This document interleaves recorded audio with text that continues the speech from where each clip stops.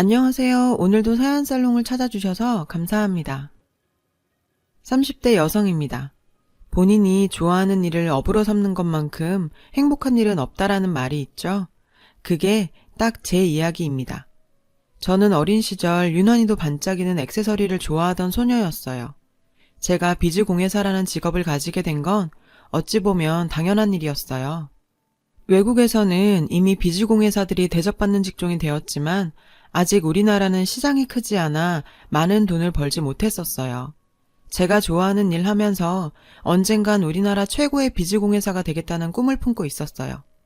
인프라가 갖춰져 있지 않는 직종의 1세대들은 늘 새로운 길을 개척해 나가야 하죠. 비즈공예를 딱히 배울 것도 없는 우리나라 여건상 유튜브를 통해서 외국 영상들을 보며 연구하고 배워나갔어요. 세공기 하나조차도 외국 제품을 써야 하는지라 벌이가 없는 상황에서 제 꿈을 이어가는 건 정말 어려운 일이었습니다. 하지만 항상 제 뒤에서 제 꿈을 응원해주던 사람이 바로 우리 엄마였어요. 엄마는 제가 작업하고 있는 모습을 보면 항상 뿌듯해 하셨어요. 본인은 먹고 살기 바빠서 하고 싶은 일을 못했는데 하나뿐인 딸이 꼭 자기가 원하는 일을 하면서 성공하길 바라셨어요. 넉넉지 않은 형편에도 항상 지원해 주시고 응원해 주셨죠. 그런 엄마의 기대에 꼭 보답하기 위해서라도 밤낮 모르고 공부하고 일했어요. 그리고 제가 사랑하는 이 일이 제 배필이 될 남자와 사랑의 연결고리가 되었습니다. 조금이라도 비즈 재료를 싸게 사야 했던 저는 직접 발로 뛰며 도매상을 뻔질나게 드나들었죠. 그곳에서 그 사람을 만나게 되었어요. 재료상을 하던 그와 2년 넘게 거의 매일같이 얼굴 보며 지내다 보니 사장과 고객으로 시작된 관계가 연인으로 발전하게 되었죠. 비즈 공예사와 비즈 재료상의 만남은 주변에서 이런 운명적인 만남이 어디 있느냐며 모두 축하해 주었습니다. 현실적으로도 좋은 재료를 싸게 쓸 수 있어서 작업에도 큰 도움이 되었죠. 1년의 연애 후 저희는 축복석에 결혼하게 되었어요. 그렇게 행복할 것만 같던 결혼 생활은 신혼 2년차에 무참히 깨지고 말았습니다. 1년간 겪은 시어머니는 약간 특이하신 분이라고 생각하고 있었어요. 남편 집이 크게 부유한 것도 아닌데 늘 명품을 들고 다니고 항상 고급 식당만 가려고 하는 통에 가족 외식 한번 잡는 것도 쉬운 일이 아니었어요. 부족함은 없었지만 시아버지께서는 평범한 직장인이셨는데 시어머니께서는 항상 어디 나가면 부잣집 사모님처럼 행동하셨어요. 그 때문에 저도 때 아닌 연기까지 했어야만 했거든요. 결혼 후 시어머니께서는 본인의 친구들에게 저를 소개해준다며 자리를 마련하셨어요. 그 자리는 그야말로 부잣집 사모님들의 골프 모임이었어요. 사실 저희 어머님과는 어울리지 않는 자리였죠. 온갖 명품 이야기, 남편 이야기, 부동산 이야기를 하는 사모님들 사이에서 저는 그저 꿔다 넣은 보리자루처럼 앉아 있었어요. 그 중 한 분이 저에게 물으시더라고요. 부모님은 뭐 하시는 분들이야? 수근 엄마 눈에 차려면 보통 집안이 아닐 텐데. 세탁소 하는 부모님이 부끄러웠던 건 아니었지만 그 분위기에서 제가 저희 부모님이 세탁소 한다는 소리가 선뜻 나오지 않아 우물쭈물하고 있었는데 옆에 계시던 시어머니께서는 정말 말도 안 되는 거짓말을 하셨어요. 예, 무슨 소리니? 내가 무슨 조건 보고 결혼시킨다고. 우리 사돈 그냥 작은 공장 하셔. 지방에서는 꽤 건실한 회사라고는 하더라고. 사돈보다 우리 며느리가 진짜지. 너희 비즈공예라고 들어봤어? 우리 며느리 비즈공예사야. 외국에서 공부하고 와서 각종 전시회에도 출품하고 해외에서 더 유명한 사람이야. 정말 띵 했는데요. 우리 집이 공장을 운영하고 있고 제가 외국에서 공부하고 온 유명한 공예사라니. 어머님의 말도 안 되는 거짓말에 저도 순간 거짓말쟁이가 될 수밖에 없었죠. 어머님은 그런 거짓말을 해놓고도 집에 오는 내내 어떠한 말씀도 하시지 않더라고요. 이번 한 번뿐이겠지 생각하면서 대수롭지 않게 넘기려 했지만 그 후로도 시어머니의 허세와 거짓말은 멈출 줄을 몰랐어요. 얘야, 저번에 봤던 내 친구 중에 이번에 딸이 결혼한다는데 너한테 작품 하나 부탁하더라. 거 봐라. 내가 그런 부잣집 친구들 두니 너한테도 다 득이 되잖아. 인맥이 이렇게 중요하구나 싶은 생각도 들고 거짓말을 하긴 했지만 작품을해도 들어오고 나쁘지만은 않다고 생각하고 최선을 다해서 만들었습니다. 어머님, 이거 재료값만 4, 5만 원 정도 들었는데 그냥 선물로 주셔도 될 것 같아요. 그건 내가 알아서 하마. 그 후로도 시어머니 친구분들은 저에게 작품 의뢰를 많이 해주셨고 덕분에 제 수입도 늘어나게 되었어요. 그 진실이 밝혀지기 전까지는 그저 시어머니께서 저에게 도움을 주려는 정도로 생각했었죠. 그렇게 시간은 흘렀고 오랜만에 카페에 앉아 작품 스케치를 하고 있었는데 누군가 제 어깨를 톡톡 치더라고요. 어머, 근수 엄마 며느리 맞죠? 저번에 비즈 작품 잘 받았어요. 역시 외국에서 배우고 와서 달라도 확실히 다르더라고. 우리 딸도 이쁘다고 좋아했어요. 아, 이번에 한두 개 더 주문할까 했는데. 저번에 만나 뵈었던 어머님 친구는 작품을 잘 받았다며 또 의뢰할 수 있느냐고 하시면서 정말 충격적인 말을 건넸습니다.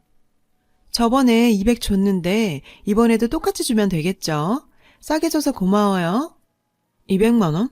무슨 말을 하는 건지 내 작품을 200 주고 사셨다는 이야기에 저는 황당하기 그지없었고 이게 무슨 일인가 싶어 시어머니를 찾아가 자초지종을 물었어요. 어머님, 혹시 저번에 제 작품 200만 원에 파셨어요? 그건 네가 어떻게 알았대? 외국 유명 공예사들 작품 보니까 그 정도 하더라. 너도 곧 그렇게 될 건데 그 정도 받아야 하지 않겠나 싶어 받았다. 참, 이게 무슨 소린지. 200만 원에 팔았다 치고 그럼 나한테는 왜 재료값만 준 건지. 어머님, 제 작품 한 개에 10만 원에 팔고 있어요. 저 외국 대학 나오지도 않았고 외국에서 유명한 공예사도 아니잖아요. 제 이름이나 명예 보고 주문하는 건데 그걸 200만 원에 팔면 사기예요, 사기. 너 CM이를 사기꾼 취급하는 거니? 기껏 며느리 기죽지 말라고 그렇게 소개해줬더니 네가 진짜 능력 있는 애였으면 내가 그렇게까지 할 것도 없지 않았겠니? 그리고 그 사람들이 200씩 준다는데 안 받니? 어머님, 저는 제 일에 자부심 가지고 있어요. 제가 정말 좋아서 하는 일이고요. 이렇게 하는 건 정말 아니에요. 앞으로는 그러지 마세요. 꼴랑 이거 만들면서 자부심? 지나가던 개가 없겠다. 너 이 정도 했는데 월 1, 200밖에 못 벌면 그건 재능이 없는 거야. 너 따위가 무슨 공예를 한다고? 그것도 재능 있는 애들이 하는 거지. 맨땅에 헤딩해가며 열심히 해오던 제 일을 무시하고 비참하게 짓밟는 어머니에게 큰 소리라도 치고 싶었지만 너무 맞는 말이었습니다. 비즈공예를 시작한 지 5, 6년이 지났지만 고작 월 1, 200 버는 수준으로 생활비 내기도 빠듯한 수준이었죠. 어머님과 안 좋은 후 남편에게 하소연하듯 얘기했습니다. 남편은 돈 벌 기회가 있는데 고작 자존심 때문에 그런 기회를 날려버리느냐며 오히려 저를 타박하더군요. 엄마가 범죄를 저지르는 것도 아니고 그 돈 주고 사는 사람이 있다는데 그걸 왜 못 팔겠다는 건데? 답답해서 참. 아니, 어머님께서 나를 외국 대학 나온 유명 공예사를 소개하셨으니까 그분들이 그 돈 주고 사겠다는 건데 그게 아니잖아. 이렇게 파는 건 사기야, 사기. 난 그런 식으로 내 작품 팔고 싶지 않아. 참, 원효대사의 해골물도 아니고 고작 10만 원 남짓한 제 작품이 외국에서 공부한 유명 공예사라는 닉네임이 붙자 수백만 원 주고도 사가겠다는 사람이 줄을 선다니.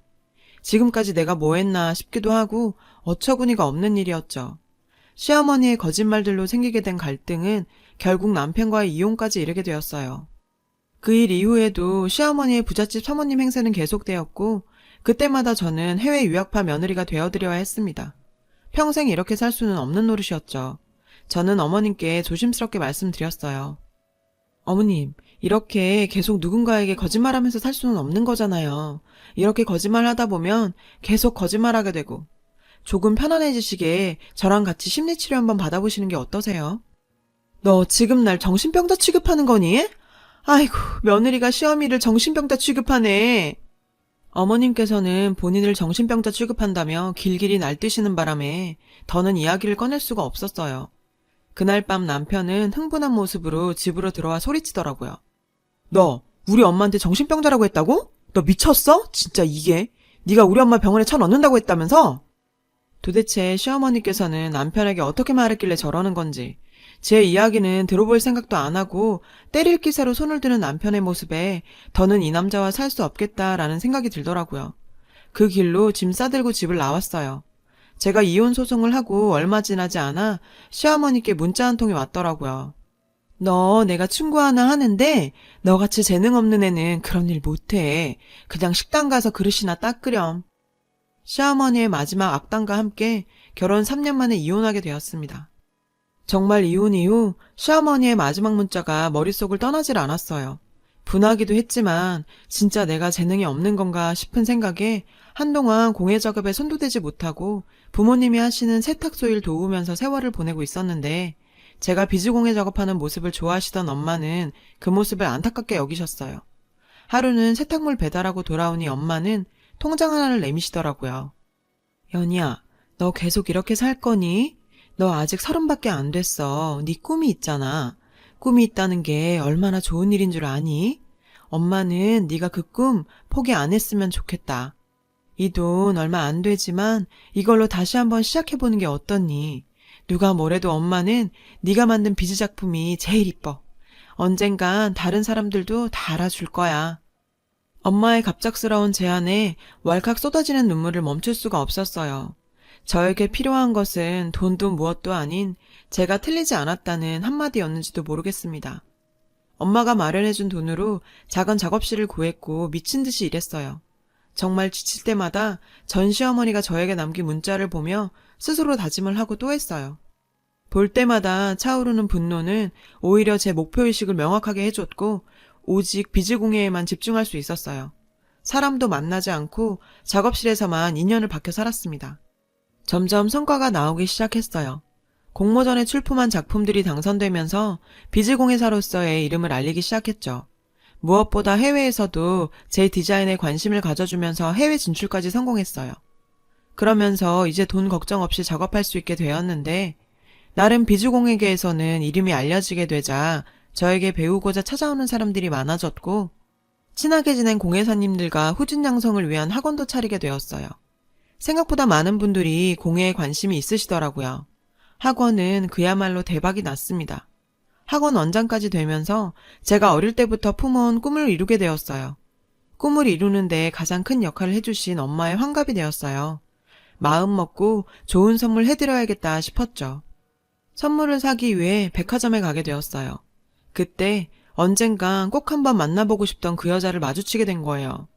엄마 선물을 사고 잠깐 라운지에서 같이 간 친구와 커피 한잔하고 있었는데 함께 온 친구는 마치 못 볼 사람 본 것처럼 깜짝 놀라하며 조용히 속삭였어요. 연희야, 저 사람 네 전 시어머니 아니야? 친구의 손가락 방향을 따라간 그곳에는 전 시어머니와 그 부잣집 사모님들이 커피를 마시고 있었는데 보는 순간 정말 제 속에서 무언가 저를 일으키더라고요. 그리고 그 테이블로 걸어갔는데요. 오랜만이시네요, 어머님. 이혼한 며느리의 갑작스러운 등장에 꽤나 당황한 눈치셨죠. 어머, 네가 웬일이니? 네가 여길 어떻게 들어왔니? 여기요? VIP 라운지에 아무나 들어와도 되는 거예요? 여전하시네요. 입만 열면 거짓말에 허세에. 아직도 부잣집 사모님들 꽁무니에 붙어서 졸졸 따라다니세요? 3년 전이나 지금이나 똑같으시네요. 무슨 소리라는 거야? 내가 언제 따라다녔다고? 나도 여기 VIP라고? 에이, 아직도 여기 사모님들한테 거짓말하고 계세요? 어머님이 돈이 어딨다고 여기 VIP가 돼요. 매번 카드 안 들고 왔다고 사모님 들어올 때 쓱 같이 들어오면서. 그것뿐이에요. 사모님들 혹시 그거 아세요? 사모님들하고 명품 쇼핑할 때 사고 나서 다음날 환불하러 오시는 거. 아참, 혹시 그건 아시려나? 저 외국 대학 출신도 아니고 해외에서 유명한 공예가도 아니었는데 사모님들 만날 때마다 저번 거짓말 때문에 연기한다고 고생했네요. 제가 10만 원에 팔고 있었던 작품 사모님들한테 200만 원 받고 팔았더라고요. 뭐 그 덕에 제가 저 집안 구석에서 나와서 진짜 200만 원 받는 공예가가 되었지만요. 순간 그곳의 공기는 얼음장처럼 차가워졌고 그 여자는 거의 울 것 같은 표정으로 앉아 있었어요. 어머님 마지막 문자 덕분에 제가 진짜 어머님 거짓말처럼 됐네요. 항상 고맙게 생각할게요. 그래도 허언증 그거 정신병이에요. 빨리 병원 가서 치료 받으세요. 친구와 라운지를 나오는데 사모님들한테 애원하면서 변명하고 있는 꼴을 보고 있자니 그렇게 통쾌할 수가 없었어요. 그리고 오늘에서야 제가 3년 동안 그 문자를 지울 수 없었던 이유를 알 것만 같았습니다.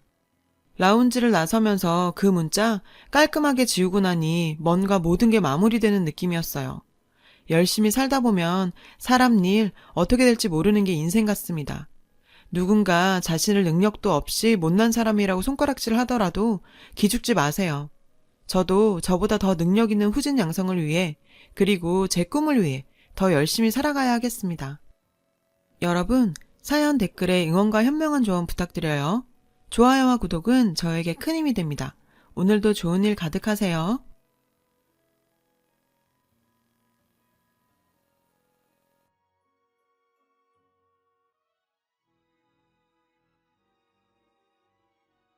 안녕하세요. 오늘도 사연살롱을 찾아주셔서 감사합니다. 결혼은 사랑의 결실이 아닌 현실적인 타협이란 걸 뒤늦게 깨달은 30대 여성이에요. 얼마 전 저는 결혼을 했어요. 동화 속 주인공 이야기처럼 오래오래 행복하게 살았습니다를 꿈꾸며 선택한 결혼은 아니었지만 그래도 단란한 가정을 꾸리고 그 안에서 소소한 행복을 누리고 싶은 마음은 있었죠. 또 그렇게 되리라는 확신도 있었고요. 그게 얼마나 힘든 일인지 모른 채 말이죠. 남편과 저는 인도 여행 중에 만났어요. 당시 전 콜카타에 있는 테레사 하우스에서 봉사활동을 하고 있었죠. 그곳엔 7개 정도의 봉사활동 장소가 있는데 저는 그중 시슈바반이라는 곳에서 봉사활동을 했어요. 갓난아이나 고아, 장애우들을 돌보는 곳이었죠. 그곳에서 저는 해외 입양을 앞둔 갓난아기들을 돌봤어요. 새까만 눈동자. 살기 위해 악착같이 우유병을 움켜쥐던 아이들의 모습이 아직도 눈앞에 선해요. 당시 1달짜리 비자를 받아갔던 저는 테레사 하우스에서 2주간 봉사활동을 하고 나머지 2주 동안은 인도 여행을 하기로 했어요. 남편은 그때 만났고요. 같이 봉사활동을 했던 독일 친구한테 들었는데 자이살메르에서 낙타 트레킹을 신청하면 사막에서 별을 보며 하룻밤을 지낼 수 있다더라고요. 별을 보며 사막에서 잔다고? 구미가 당겼죠. 그래서 앞뒤에 안 재고 자이살메르로 향했어요. 그런데 그곳에 도착도 하기 전에 전 인도란 나라에 대해 질려버렸죠. 인도는 정말이지 여자 혼자 여행할 곳이 못 되더라고요. 기차나 버스를 타고 가다 보면 어김없이 가슴 한켠을 톡톡 건드리는 느낌이 들었어요. 처음엔 이게 뭐지? 하고 그냥 넘겼죠. 그 정도로 미세한 터치였으니까요. 근데 알고 보니 현지인들의 성추행 수법이더라고요. 팔짱을 딱 끼고선 안 보이게 팔밑으로 손가락을 펼쳐서 닿을 듯 말 듯 여자의 가슴을 만지는 거죠. 처음엔 그 손가락을 보고 얼마나 기겁을 했던지 나중엔 화가 나서 멱살을 쥐고 쌍욕을 해줬어요. 자주 당하다 보니 악에 바치더라고요. 그랬더니 어떻게 알았는지 인도 사람들이 몰려와선 성추행범에게 돌을 던지더라고요. 그날도 버스 안에서 옆자리 남자가 제 가슴을 건드리길래 욕을 한 바가지 퍼붓고 있는데 뒷좌석에서 한국말 소리가 들리는 거예요. 아, 양아치 새끼네. 돌아보니 더벅머리에 수염까지 덥수룩한 한국 남자였죠. 차림새가 꼭 인도 수도자인 사두 같았어요. 그는 벌떡 일어나 제 옆자리 남성을 끄집어내곤 자기가 제 옆에 앉더라고요.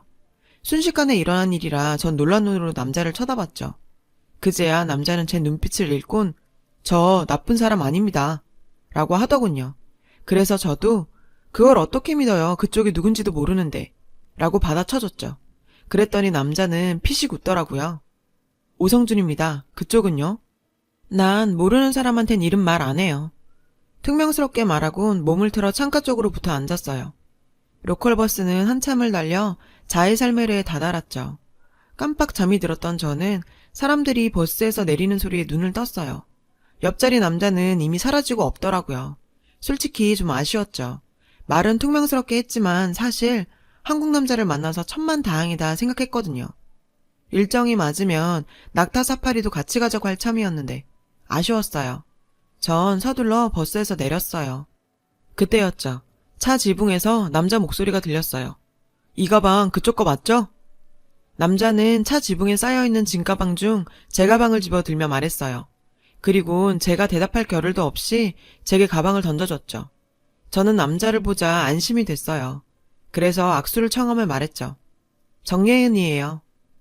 남편은 제 손을 잡으며 피식 웃더군요. 알아요. 모르는 사람한텐 이름 안 가르쳐준다더니 가방에 떡하니 써놓고 다니면 어떡해요? 이거 남자 꼬시는 수법 아닌가 몰라? 그제야 생각이 났어요. 혹시 짐이 섞였을 때 찾기 쉬우라고 배낭에 영문으로 이름을 적어둔 사실이요. 남자와 전 다행히 일정이 맞아서 함께 낙타 사파리를 했어요. 비현실적인 사막의 밤은 정말 아름다웠죠. 그렇게 우리는 제가 한국으로 떠나는 날까지 여행을 함께 했어요. 그날 자이살메르를 향하는 버스에서 만난 그 남자가 바로 제 남편이 되었죠. 남편은 일남 이녀 중 장남이었어요. 개천에서 난 용까지는 아니었지만 어려운 형편에 혼자 힘으로 대입 공기업 취직까지 해낸 사람이었어요. 부모님 도움 없이 말이에요.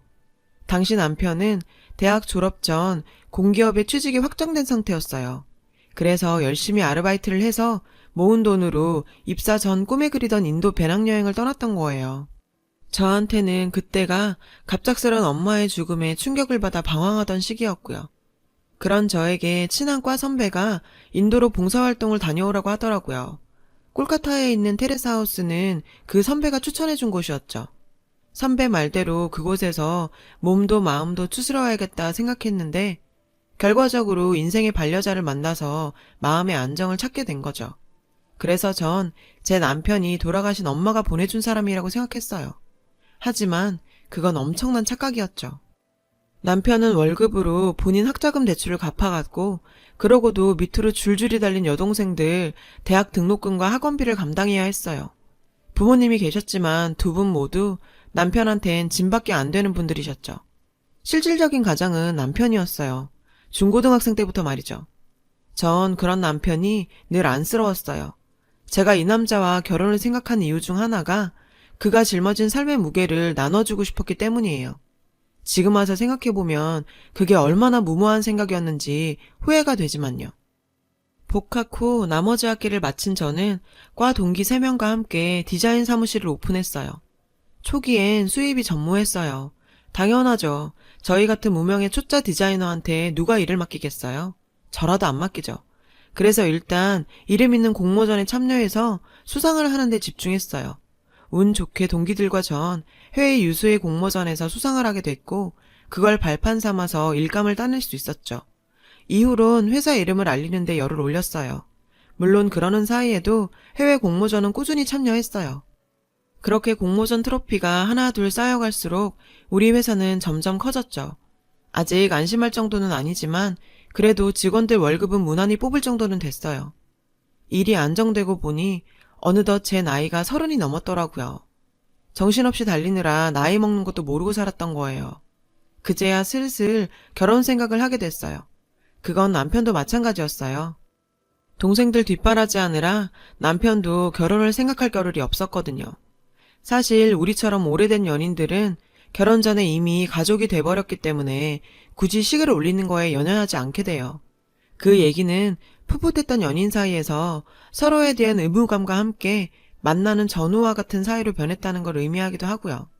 이제 와서 다른 사람을 만나자니 또 다시 시간과 돈, 감정 소모를 하긴 싫고 어지간하면 그냥 살자 싶은 마음이요. 당시 제 마음이 딱 그랬어요. 모르긴 해도 남편 역시 그랬던 것 같고요. 10년 가까이 연애를 한 우리는 그렇게 결혼을 했어요.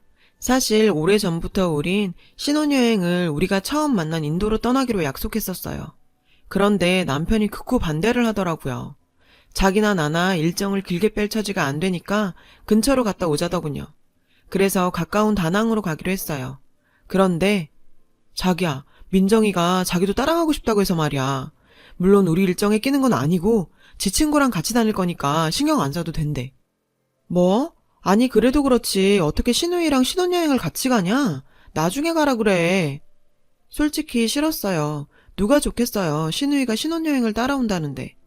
알잖아 민정이 우리 형편 때문에 졸업여행도 못 갔던 거. 지 친구 중에 해외여행 못 가본 건 자기 하나뿐이래. 자기야 어떻게 안 될까? 딱하긴 했죠. 남들 다 가는 고등학교 수학여행을 돈이 없어서 혼자 못 갔다는데 생각 끝에 전 그러라고 했어요. 우리 일정에 끼는 것도 아니고 갈 때 올 때 비행기만 같이 타는 거니까 말이에요. 대신 숙소 따로 잡아야 돼. 알았지? 그렇게 우리 부부는 신우이와 신우이 친구 이렇게 넷이 비행기에 올랐어요. 다낭 공항에 내려 두 사람을 택시에 태워 보내고 저랑 남편은 리조트에서 보내준 밴을 타고 숙소로 향했죠. 프라이빗 리조트라 시내에서 거리가 먼 게 흠이었지만 그래도 풍경은 정말 끝내줬어요. 게다가 개인 풀이 있어서 편하게 수영도 할 수 있었고요. 우린 짐을 풀고 리조트 내 레스토랑에서 점심을 먹었어요. 그런데 밥 먹는 내내 남편이 자꾸 톡을 하더라고요. 신경 쓰이게 말이죠. 누구야? 신혼여행 중인데 매너 없이. 남편은 당황하며 동생이 환전한 달러를 실수로 자기 가방에 넣어왔다는 거예요. 그것 때문에 시누이가 베트남 돈으로 환전도 못하고 있다고. 전 갖다 주라고 했어요. 그랬더니 남편은 말이 떨어지기가 무섭게 일어나 가버렸죠. 참, 기분이 좀 그렇더라고요.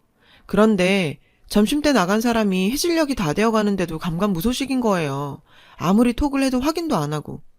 그래서 시누이가 있는 호텔로 가려고 옷을 입었어요. 그리곤 남편 폰에 톡을 남겼죠. 하도 안 와서 내가 그쪽으로 간다. 땡땡땡 호텔 맞지? 근데 톡을 보내자마자 바로 톡이 오는 거예요. 아냐, 오지마. 나 지금 리조트로 가는 길이야. 오늘 내내 톡을 보내도 확인도 안 하고 답장도 없더니 내가 간다니까 바로 답톡이 오는 게 마음에 좀 걸렸어요. 그때 의심을 했어야 했는데. 답톡을 받고 30분이 지나서야 남편은 리조트로 돌아왔어요. 뭐야, 돈만 전해주고 온다던 사람이 이제 면 어떡해. 오늘 하루 다 날렸잖아. 다른 날도 아니고 신혼여행인데 자기 가서 뭐 하다 왔어? 그러자 남편은 버럭 소리를 질렀어요. 하긴 뭘 하다 와. 민정이가 해외여행은 처음이니까 환전하는 거 가르쳐주고 마트 들러서 먹을 거 좀 사다 주다 보니 늦은 거 가지고. 이해가 안 가는 건 아니었지만 그래도 그런 일이 있었으면 톡이라도 해줘야 하는 거 아니에요? 기다리는 사람 생각도 않고. 근데 환전하고 마트에 들렀다 왔다는 사람한테서 좋은 냄새가 났어요. 자기 샤워했어? 자기한테서 좋은 냄새가 나네. 그 순간 남편은 분명 움찔했어요. 샤워는 무슨, 하도 뛰어다니느라 땀이 좀 나서 마트에서 시향 중인 향수 좀 뿌렸어. 자기야, 언제까지 그 일로 싸울 거야. 우리 신혼여행 온 거잖아. 즐겁게 보내다 가야지. 안 그래? 오다 보니까 아시아파크가 꽤 그럴듯하던데. 가서 놀다 오자. 응? 전 못 이긴 척하고 남편을 따라 나섰어요. 그렇게 신혼여행 첫날 밤이 지나갔죠. 아침에 눈을 떠보니까 남편이 발코니에 나가 톡을 하고 있더라고요. 또 시누인가 보다 했죠. 신혼여행까지 와서 동생을 챙기는 남편을 보니 좀 짠하더라고요. 몸은 하나인데 아내와 부모, 동생들까지 보살펴야 하는 사람들 천진이 말이에요. 그래서 어지간하면 저도 좀 거들까 하고 남편이 샤워하러 들어간 사이 남편 휴대폰을 열어봤어요. 패턴으로 잠겨있더라고요. 평소 남편의 손가락 움직임을 따라 그려봤더니 열리더라고요. 그래서 톡을 열었는데 자기야, 나 심심해. 언제 올 거야? 마눌은 아직도 자? 설마 어제 나랑 하고 가서 마눌이랑 또 밤일한 거 아니지? 그런 거면 나 가만 안 있어? 맙소사, 그동안 남편이 받았던 톡은 시누이가 아닌 시누이의 친구, 아니 남편의 상간녀였어요. 이 미친 인간이 신혼여행에 지 상간녀를 끌고 온 거예요. 게다가 시누이란 녀는 그걸 알고도 상간녀를 돕고 있었고요. 피가 거꾸로 솟는 것 같았어요. 당장이라도 저 남편 놈을 갈기갈기 찢어버리고 싶었죠. 남편 놈은 내가 이 사실을 알게 된 줄도 모르고 욕실에서 콧노래까지 흥얼대더군요. 전 심호흡을 했어요. 무작정 덤볐다가는 오히려 제가 당할 수도 있으니까요. 냉정을 찾아야 했죠. 그래서 일단 톡에 남겨진 남편과 상간녀의 대화를 사진으로 찍어뒀어요. 그리고는 다시 침대로 들어가 자는 척을 했죠. 욕실에서 나온 남편은 제 쪽을 쓱 살피더니 휴대폰 확인을 하더라고요.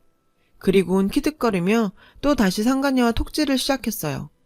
전 이불 속에서 울음을 참으며 남편의 경악스러운 행동을 지켜봐야 했죠. 오후가 되니 어김없이 남편은 나갈 궁리를 하더군요. 하지만 이미 환전도 했겠다. 딱히 핑계거리가 없었던 거예요. 제 눈치를 보며 눈알만 굴리고 있는 남편을 보고 있자니 욕지기가 일었어요. 그래서 난 몸이 안 좋아 숙소에서 쉴 테니 동생 데리고 시내 구경이나 하고 오라고 내보냈어요. 남편은 아주 죽다 살아난 사람처럼 화색을 띠며 바로 튀어나가더군요. 어디가 아프냐는 말도 없이 말이죠. 남편이 나가고 욕실에 물을 틀어놓고 한참을 울었어요. 내가 처한 이 상황이 기가 막히고 남편에 대한 배신감을 참을 수 없었죠. 게다가 신혼여행까지 따라온 저 상간녀도 용서할 수 없었고요. 지도 여자면서 어떻게 평생 한 번뿐인 신혼여행까지 따라와요? 그걸 도와준 시누이는 또 어떻고요? 일단 저는 남편과 시누이 SNS를 뒤져봤어요. 그리곤 하나하나 시누이 친구와 얼굴을 비교해봤죠. 댓글 하나까지 사사시 뒤져보니 대략 윤곽이 나오더군요. 이름은 안은정. 시누이와는 고등학교 동창이었어요. 현재 남편과 같은 직장에 다니고 있고 집이 꽤 사는 모양인지 영국 유학까지 다녀왔더군요. 상간녀의 SNS에 올려진 사진을 보니 남편의 SNS에 있는 사진 속 장소들과 겹치는 곳이 많았어요. 그런 사진들이 올라오기 시작한 건 약 1년 전부터였더라고요. 적어도 두 사람이 만나온 건 최소 1년이 넘었다는 얘기죠. 이대로 호텔방을 급습해서 머리채를 쥐어 뜯어놓을까? 아니면 회사 정문 앞에서 두 연놈의 불륜 사실을 까발리며 피켓 시위를 해? 그것도 아니면 SNS에 둘이 낯뜨거운 대화를 도배를 해버려? 생각은 많았지만 어느 것 하나 답이 될 만한 건 없었어요. 그랬다간 오히려 저를 명예훼손으로 고발할 수도 있으니까요. 저것들이 뭘 못하겠어요. 결국은 위자료 소송밖에는 없었죠. 그러기 위해선 증거를 모아야 했어요. 그래서 그 연놈들 앞에서 평정심을 유지하려 노력했죠. 그렇게 인생 최악의 신혼여행에서 돌아온 전 틈틈이 남편의 폰을 통해 둘 사이의 은밀한 대화와 사진, 동영상들을 모아두었어요. 그리고 얼마 뒤 남편과 상간녀가 함께 집으로 왔어요. 당신 도대체 왜 이래? 우리가 무슨 짓을 했다고 생사람을 잡아? 남편은 펄펄 뛰며 화를 냈어요. 상간녀 역시 마찬가지였죠. 사모님, 저한테 왜 이래요? 내가 언제 과장님이랑 만났다고 이래요? 저요, 명예훼손으로 소송 걸 거예요. 우리 아빠가 누군지 알고나 이래요? 아주 둘이 가관도 아니었죠. 두 사람이 길길이 날뛰는 데는 이유가 있었죠. 제가 두 사람 급여에 가압류 신청을 했거든요. 가압류 신청을 하면 법원에서 회사의 가압류 사유를 밝혀주는데 거기에 간통이라고 명시돼 있으니 회사에 소문 퍼지는 건 시간 문제였죠. 이건 어디까지나 합법적인 방법이니 둘이서 죽이니 살리니 난리 굿을 피워도 법적으론 아무 하자가 없고요. 위자료 소송 해봐야 고작 1, 2천 받는데 그거 받는다고 이것들한테 받은 상처가 아물기나 하겠어요. 그래서 저도 이것들 얼굴에 똥칠 좀 해준 거죠. 글쎄, 네 아빠가 누군지 모르겠지만 네가 몸뚱이를 그렇게 함부로 굴리고 사는 걸 보니 네 부모도 알만하다. 뭐? 몸뚱이를 굴려? 야, 너 지금 부하 직원 앞에서 뭐 하는 짓이야? 당장 사과해. 사과하라고. 막말로 네 말대로 우리가 만났다고 치자. 증거 있어? 증거 있냐고. 전 리모컨을 들어 TV 화면에 동영상을 띄웠어요. 남편과 상간녀가 침대에 뒤엉켜 정사를 벌이는 동영상이었죠. 커다란 TV 화면 속에 두 사람의 알몸이 적나라하게 드러났어요. 스피커에선 상간녀의 간드러지는 시름소리가 연신 흘러나왔고요. 전 상간녀가 톡에 남긴 문자를 읽어줬어요. 오빠, 이거 집에 가서 마늘 보여줘. 미쳐 날뛸걸? 두 사람은 얼굴이 하얗게 질렸어요. 증거 달래서 줬는데 만족해? 혼자 보기 아까워서 니네 회사 홈피에 올려줄까 하다가 내가 쇠고랑 차기 싫어서 말았어. 대신 집에 있을 때마다 틀어놓고 보려고. 돈 주고도 못 보는 남편 새끼 정사신인데 얼마나 흥미로워. 근데 얘, 넌 자존심도 없니? 내가 실컷 쓰던 거 그거 주워서 먹는 게 그렇게 좋았어? 게다가 쟤 잘 못하잖아. 솔직히 너도 그렇게 생각하지? 동영상 보니까 너 완전 연기 쩔더라. 지금껏 남자들이랑 그렇게 연기하면서 잤어? 어린 게 안 됐네. 그때였어요. 초윤정이 울렸어요. 인터폰 액정에 시부모님과 시누이들이 떴죠. 남편은 사색이 됐어요. 예은아, 내가 잘못했어. 내가 잘못했으니까 제발 그만해. 응? 이거 좀 꺼. 제발 꺼달라고. 나도 그러고 싶은데 이게 고장인가 봐. 안 꺼지더라고. 그러면서 전 일부러 볼륨을 더 키웠어요. 그리고 현관문을 열었죠. 안으로 들어오던 시집 식구들은 상간녀의 요란한 신음소리에 얼굴이 새빨개졌어요. 그 순간 남편은 미친 듯이 달려가 TV 코드를 뽑았어요. 하지만 이미 늦었죠. 시집 식구들이 커다란 TV 화면 속에서 알몸으로 움직이는 남편과 상간녀를 다 본 뒤였으니까요. 시아버님은 달려들어 남편을 때리기 시작했어요. 너 이 자식, 네가 인간이냐? 우리가 널 이렇게 가르쳤어? 시어머니는 주저앉아 울음을 터뜨렸죠. 큰 시누이는 달려들어 상간녀의 머리채를 잡았고 작은 시누이는 절 피해 도망가려다가 제가 던진 리모컨에 정통으로 이마를 맞았어요. 어딜 도망가? 어떻게 신혼여행에 네 오빠 상간녀를 데리고 올 생각을 하니? 지난 10년간 다달이 용돈에 오시며 화장품까지 다 사줬는데 어떻게 이런 식으로 날 배신해? 언니 미안해. 사실 내가 은정이한테 돈을 좀 빌린 게 있는데 신혼여행 데려가주면 그거 안 갚아도 된다고 해서 내가 미쳤었나 봐. 언니 미안해. 고작 돈이었니? 너 아주 돈 준다면 나라도 팔아먹을 년이구나. 없이 산다고 어떻게 인생도 싸구려로 사니? 됐고, 그동안 나한테 빌려간 돈, 내 방에서 훔쳐간 백이랑 화장품 하나도 빠짐없이 가져와. 안 그럼 경찰에 신고할 테니까. 그리고 당신 잘 들어. 내가 널 왜 선택했는지 알아? 네 인생이 불쌍해서. 어떻게든 살아보겠다고 발버둥 치는 게 가여워서. 그래서 너 택한 거였어. 근데 이렇게 사람 마음을 걸레짝을 만들어 놓니? 나 너한테 위자료 청구할 거야. 네가 피땀 흘려서 번 돈 최대한 긁어서 받아낼 거야. 그리고 너 상간녀, 너 조심해라. 내가 살아있는 동안은 너 행복하게 살도록 안 둬. 법이 인정하는 테두리 안에서 죽을 때까지 너 괴롭혀줄 거야. 결국 전 남편과 이혼을 했어요. 그리고 남편과 상간녀에게 위자료를 청구한 상태고요. 남편과 상간녀는 결국 퇴사를 했다더군요. 사내에 불륜 사실이 퍼진 데다 상간녀 부친이 회사로 찾아와 난동을 부렸거든요. 거길 어떻게 다니겠어요.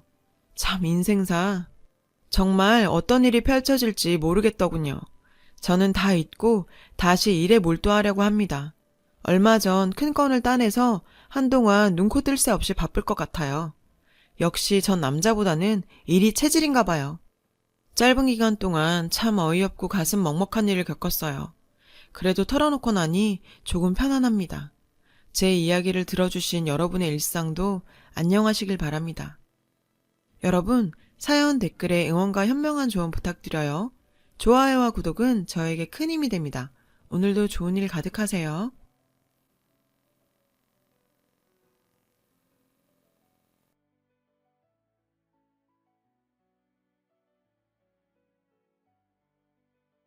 안녕하세요. 오늘도 사연살롱을 찾아주셔서 감사합니다.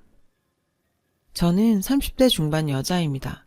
다 죽어가는 놈 물에서 건져놨더니 보따리 내놓으라는 이야기 들어보셨죠? 딱 제 결혼 생활이 그랬어요.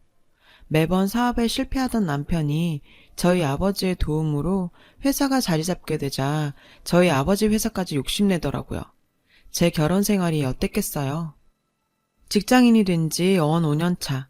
매일 반복되는 직장 생활에 매너리즘에 빠질 때쯤이었죠. 대학 동기로부터 가볍게 한번 만나보라며 소개팅을 제안받았어요. 주변에서도 일만 하다가 노처녀 되는 거 아니냐며 농담 반 진담 반처럼 놀리기도 했고 저 역시 조금 걱정된 것도 사실이었죠. 기대와 걱정으로 그 자리에 나가게 되었어요. 두근두근한 마음으로 도착한 약속 장소에 그가 먼저 나와 저를 기다리고 있었어요. 듣던 대로 K대 공대 훈남이라 불릴 만한 외모를 가지고 있었죠. 대학 졸업 후 스타트업 회사를 창업해서 운영하고 있던 청년사업가였어요. 사실 그 점이 제가 그 소개팅을 나가게 된 이유이기도 했습니다. 직장 생활에 매너리즘을 느끼고 있을 때라 저 같은 직장인과는 전혀 다른 그와의 만남은 아주 신선한 즐거움이었죠. 서로 다른 분야에 있었지만 대화도 잘 통해서 볼 때마다 시간 가는 줄 모르고 몇 시간씩 수다를 떨곤 했어요. 대화를 하면서 그는 정말 목표가 확실한 사람이란 걸 알 수 있었죠. 명문대를 졸업한 그는 졸업 후에 국내 굴지의 대기업에 골라서 갈 수 있는 기회가 있었지만 어릴 때부터 사업가의 꿈을 가졌었다고 해요. 한국의 스티븐 잡스가 되겠노라며 스타트업 사업에 뛰어들었다고 했어요. 정말 사업 이야기를 할 때면 눈빛이 반짝반짝하면서 몇 시간씩 이야기하는 열정적인 그의 모습에 빠져들게 되었어요. 사실 그 모습이 저 어릴 때의 아빠의 모습을 보는 듯 하기도 했거든요. 아빠도 젊은 시절부터 사업을 하셨는데 어릴 때부터 그 모습을 보고 자라서인지 남들을 이끄는 아빠의 모습을 이상형으로 생각하기도 했었어요. 호감을 가진 만남은 그대로 이어졌고 결혼을 전제로 한 교제를 시작하게 되었어요. 하지만 매일 좋은 날만 있던 건 아니었어요. 청년 스타트업 사업은 그야말로 맨 땅에 헤딩하는 일이었어요. 생각만큼 일이 잘 풀리지는 않았거든요. 어차피 결혼할 사이라고 생각한 저는 사업으로 힘들어하는 그에게 도움이 될까 싶어 사업가 선배인 아빠에게 조언을 구하기로 했습니다. 아빠는 자신과 같은 길을 걷는 예비사위에게 피와 살이 되는 생생한 조언을 해주셨죠. 처음 만난 사이 같지 않게 서로의 사업 이야기는 멈출 줄 몰랐고 아빠는 그가 꽤나 마음에 드는 눈치였어요. 그가 떠난 후에도 요즘 드문 청년이라며 자신의 패기 넘치던 젊은 시절을 보는 듯하다며 마음에 들어 하셨어요. 엄마는 아빠와 사업의 흥망성쇠를 겪으면서 사업하는 남자의 부인으로 사는 게 얼마나 힘든지 아시는지라 저를 걱정하셨지만요. 아빠와의 만남 이후 저희의 결혼은 급물살을 타게 되었어요. 아빠는 제 나이 30이 되기 전에 식을 올렸으면 하셨죠. 그래서 그해 겨울 결혼식을 올리게 되었어요. 결혼 후에도 아빠와 남편의 사업 토론은 계속되었고 가끔 보면 저랑 결혼한 건지 아빠랑 결혼한 건지 모를 정도였는데요. 그런 열정적인 사위의 모습에 아빠는 단순한 조언뿐 아니라 현실적인 도움도 주셨습니다. 투자처를 찾는데 힘들어하던 남편에게 직접 투자를 해주시기도 하고 사업하면서 알게 된 투자자들이나 사업 파트너들도 많이 소개해주면서 맨 땅에 헤딩하던 남편의 사업에 든든한 뒷배가 되어주셨어요. 아빠의 도움으로 남편의 사업은 날로 번창하게 되었어요. 그런데 이상하게도 사업이 발전할수록 저는 더 외로워져만 갔습니다. 신혼임에도 불구하고 한 달에 반은 출장에 외박에 집에 들어오지 않는 날이 많아졌고 집에 들어온다고 하더라도 매일 지쳐 잠들기 일쑤였죠. 그때까지만 해도 회사가 어느 정도 자리 잡으면 조금은 여유가 생기겠지 생각했었어요. 남편의 사업 번창과 함께 하늘 높은 줄 모르고 올라가는 시어머니의 어깨도 저를 힘들게 만들었어요. 결혼할 때 저희 아들을 잘 부탁한다며 사위라고 생각하지 말고 머슴처럼 부리라던 시어머니께서는 남편의 사업이 잘 되자 저희 집에 불만이 많아지시더라고요. 얘야, 너희 사돈어른은 왜 그렇게 준석이를 집으로 불러대니? 준석이가 너희 집 종도 아니고. 어머님, 그게 아니라 아빠가 준석 씨랑 사업 얘기하는 거 좋아하시기도 하고 준석 씨도 저희 아빠한테 많이 배우고 있기도 하고요. 어머, 그건 네 생각이고 준석이 생각은 전혀 아닌 것 같던데? 그리고 우리 준석이가 잘한 거지. 사돈한테 배울 게 딱히 뭐 있니? 우리 준석이는 K대 출신이야. 너희 아버지 지방대 나오시지 않았니? 화장실 들어갈 때 나올 때 다르다고 하지만 완전히 달라진 시어머니 태도에 당황스럽기만 했어요. 자신의 아들이 저희 집에 갑질당한다고 생각하신 시어머니는 저를 수시로 집으로 불러들이셨어요. 불러놓고 딱히 뭘 시키시지도 않았고요. 그저 자기 아들 저희 친정으로 불러들이지 말라는 시위라고 느껴질 정도였어요. 그렇게 노골적으로 행동하셨죠. 제가 집에서 놀고 있는 것도 아니고 회사 생활만으로도 힘든데 일부러 이렇게 불러대는 건 정말 아니라고 생각해서 남편에게 이야기를 했습니다.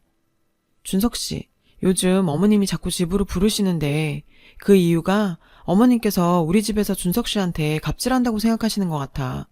준석 씨가 어머님한테 잘 한번 말씀드려보면 어떨까? 아, 알았어. 나 피곤해. 자고 내일 얘기하자.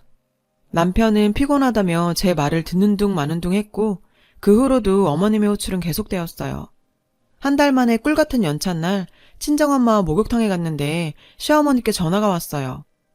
얘, 어디니? 너 오늘 연차라면서? 오늘 집에 김치 담그는데 좀 와서 도와주렴? 저 친정엄마랑 목욕. 엄마는 제 손을 잡더니 어서 가서 도와주라고 하셨어요. 진짜 한 달 만에 연차까지 내서 오랜만에 엄마랑 목욕도 하고 맛있는 것도 먹으려고 했는데 뜬금없는 시어머니의 호출에 투덜투덜대면서 시댁으로 갔어요.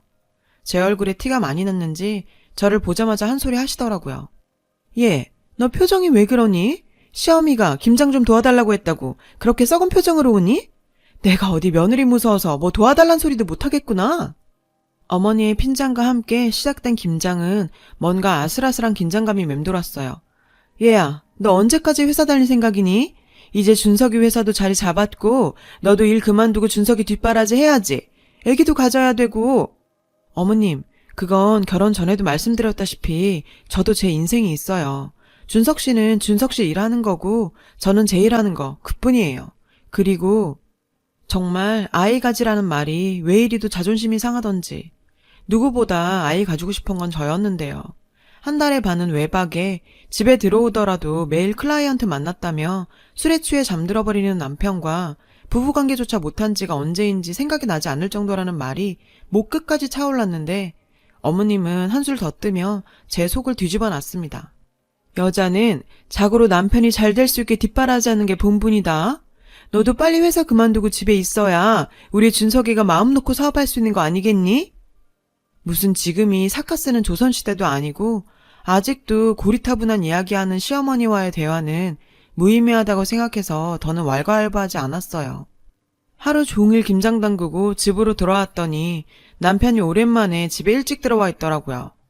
당신 오늘 나 연차인 거 어머니께 말씀드렸어? 당신 오늘 쉰다고 해서 엄마 김치 담근다길래 불러서 같이 하라고 했지. 뭐라고? 그걸 지금 말이라고 해? 나 오늘 분명 엄마랑 목욕 갔다가 늦게 들어온다고 말했잖아. 주말에도 어머님이 부르는 통에 엄마 볼 시간 없어서 한 달 만에 연차 낸 건데. 목욕탕은 아무 때나 가면 되지. 김장은 그날밖에 안 담그는데. 너 우리 엄마 좀 도와줬다고 그게 그렇게 불만이야? 진짜 너무한다. 지금 그것 때문에 밖에서 일하다 온 사람한테 잔소리하는 거야? 오히려 적반하장으로 시댁 일을 그 정도도 못 도와주냐며 저를 나무랐죠.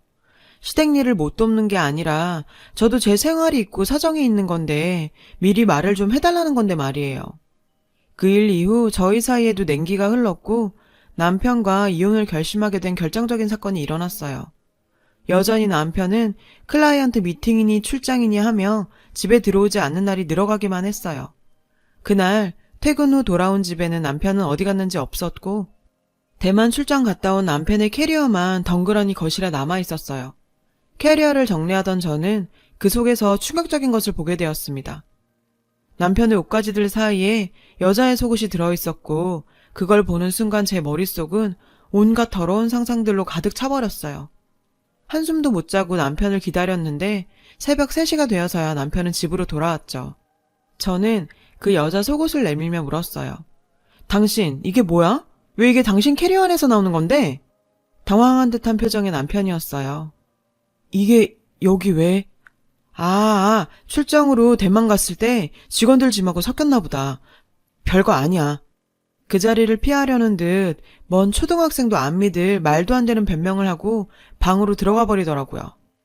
저는 당장 주차장으로 내려가 남편 차에 블랙박스 메모리를 가지고 왔어요. 이 판도라의 상자를 열면 분명 무슨 일이 일어날 거라는 생각은 했지만 이걸 그냥 눈 감고 넘어갈 수는 없는 일이었죠. 그렇게 열어보게 된 블랙박스에는 예상했던 대로 지속적으로 한 여자가 등장했고 심지어 오늘까지 함께 있던 거였어요. 부글부글한 마음에 물을 한 바가지 떠서 방에서 속편하게 자는 남편 얼굴에 뿌려버리고 친정으로 와버렸습니다. 부모님께서는 새벽에 가방을 싸들고 울면서 나타난 딸 모습에 놀라신 눈치였지만 어떤 것도 묻지 않으시더라고요. 다음날 아침부터 시어머니께서는 급히 저희 집으로 찾아오셨어요. 얘야, 준석이 말 들어보니 네가 오해한 것 같던데 그렇다고 이렇게 친정으로 와버리면 어떡하니? 돌아가세요. 저 이혼할 거예요. 앞으로 이렇게 찾아오는 일 없었으면 좋겠네요. 어머, 얘 봐라. 이혼이 그렇게 쉽니? 의심이 심하면 병이다 얘야. 의심이요? 제 눈으로 봤다고요. 회사 직원년이랑 대만까지 갔다 왔던데요. 자기 캐리어에 그냥 팬티까지 들어있었고요. 시어머니도 제 이야기에 충격받은 눈치였고 밖에서 저희 부모님도 이 사정을 듣게 되었죠. 아니, 남자가 사업을 하다 보면 여자가 꼬일 수도 있고 옛날에 대기업 회장님들도 다 그랬단다. 그래도 결국에 조강지처들이 대접받지 않더냐? 너도? 흥분하신 아빠가 방문을 박차고 들어오시면서 소리치셨어요. 사돈, 그만하세요. 어디 염치가 없어도 유분수지. 누가 사업을 한다고 다 바람피고 다니니까. 나 준석이 새끼 폐죽일 수도 있으니까 내 눈에 띄지 말라고 전해주세요. 어머, 사돈, 말이 너무 심하시네요. 이혼하면 하는 거지. 남의 아들을 폐죽이긴 왜 폐죽여요? 이혼하더라도 준석이 재산 한 푼도 줄 수 없으니 그런 줄 아세요? 참, 도대체 누가 잘못해서 이혼하는 건지 뭘 몰라도 한참 모르는 시어머니의 패악질에 아빠는 그저 웃으셨는데요. 하하, 사돈, 아니 아주머니, 뭘 몰라도 너무 모르시네. 당신 아들이 내 딸한테 분할해줄 재산 같은 게 있을 것 같아? 당신 아들이 내 이름 대면서 여기저기 투자받고 다녔는데 아직 모르시나 봐요. 이놈 알고도 내 딸 봐서 눈 감아줬더니 정말 안 되겠네. 내가 어떻게 되는지 바로 보여줄게. 그 인간은 정말 아빠 이름을 대면서 여기저기 투자받고 다녔고 그 액수도 상당했어요. 아빠의 도움을 그렇게 끝까지 이용한 거죠. 심지어 투자자들에게 곧 아빠가 은퇴하면 그 회사까지 흡수할 수 있다며 소문을 내고 다녀서 아빠도 상당히 기분이 상했었다고 하시더라고요. 꼴랑 얼마 투자한 거 가지고 유세 떠시네요. 우리 아들 회사가 얼마나 큰데 당신이 뭘 한다고 꼼짝이나 할 것 같아? 콜랑 돈 좀 투자했다고 내 아들 그렇게 종처럼 부리더니 잘 됐네 잘 됐어. 제가 생각했던 것보다 시어머니는 말귀를 못 알아들으셨어요. 아들 회사 망한다고 하는데도 헛소리나 삑삑하고 있는 시어머니 뒤로 누군가 소리치며 달려왔는데요. 엄마, 지금 엄마 뭐 하는 짓이야? 아버님, 아닙니다. 제가 잘못했습니다. 우리 엄마가 뭘 모르고 헛소리한 것 같은데 잊어주세요. 준석아, 너 뭐 하는 짓이야? 일어나. 네가 왜 무릎을 꿇어? 어서 일어나서 집에 가자. 엄마, 아무것도 모르면 좀 조용히 해. 엄마 때문에 나 망하는 거 보고 싶어? 내가 투자받은 돈 전부 아버님 보고 들어온 돈이라고. 그 돈 다 빠지면 나 부도야, 부도. 눈물 콧물 흘리면서 울부짖는 꼴을 보고 있으니 내가 왜 저런 남자랑 지금껏 살아왔나 싶었어요. 아들이 무릎 꿇고 비는 모습을 보자 시어머니는 그제서야 정신이 들었는지 부들부들 떨면서 꼬리를 내리더라고요. 사돈, 사업하시는 분이니까 잘 알겠지만 공은 공이고 사는 사인 만큼 저기 아주머니, 저는 공사 구분 안 되는 사람이니 헛소리 그만하시고 돌아가세요. 그리고 준석이 너 이 자식, 너는 당장 아파트 비우고 나가고 네가 용서를 빌어야 할 사람은 내가 아니라 내 딸 서연이야. 아빠는 내일 투자 철회 연락 갈 거라며 시어머니와 남편을 집에서 쫓아냈어요. 대문 앞에서 한 번만 용서해달라며 울며 버티는 통에 돈내 창피해 죽는 줄 알았네요. 얼마 지나지 않아 아빠 이름 덕분에 따낸 투자처들도 일제히 투자를 철회하면서 그 인간의 회사는 순식간에 폐업하게 됐고 그 과정에서 법적인 문제까지 생기면서 여기저기서 소송까지 걸렸다고 하더라고요. 회사 하나가 쓰러지는 과정도 쉽지 않죠. 인간성일 좋기라나 쥐어짜봐야 빛밖에 안 나오는 그 인간과는 더 이상 부부로 엮여있을 이유가 없었어요. 결국 저희 결혼 생활은 파국으로 치닫게 되었습니다. 이혼했어요. 참 일이 이렇게 되고 나니 은혜에 보답을 못할 망정 파렴치하게 그지없었던 저런 인간과 아이 안 가진 게 정말 다행이라는 생각이 들더라고요. 인간의 탐욕은 일체를 얻으려고 욕심내서 도리어 모든 것을 잃어버린다는데 그들이 얻는 것에 욕심만 내지 말고 고마워하는 마음도 가지고 살았으면 어땠을까요? 저도 이번 기회에 10년간 다니던 회사 사직하고 아빠 밑에서 일을 배우기 시작했습니다. 사업이란 것도 쉬운 일이 아니네요. 아직 수박 겉핥기 수준이지만 그래도 작은 일 하나하나 내 일을 한다고 생각하니 직장 다닐 때보다 훨씬 책임감이 생겨서 요즘은 이 일의 매력에 점점 빠져들고 있는 것 같아요. 제 삶도 더 책임감을 가지고 개척해 나가야겠어요. 제 이야기를 들어주셔서 감사합니다. 여러분, 사연 댓글에 응원과 현명한 조언 부탁드려요. 좋아요, 구독은 저에게 큰 힘이 됩니다. 오늘도 좋은 일 가득하세요.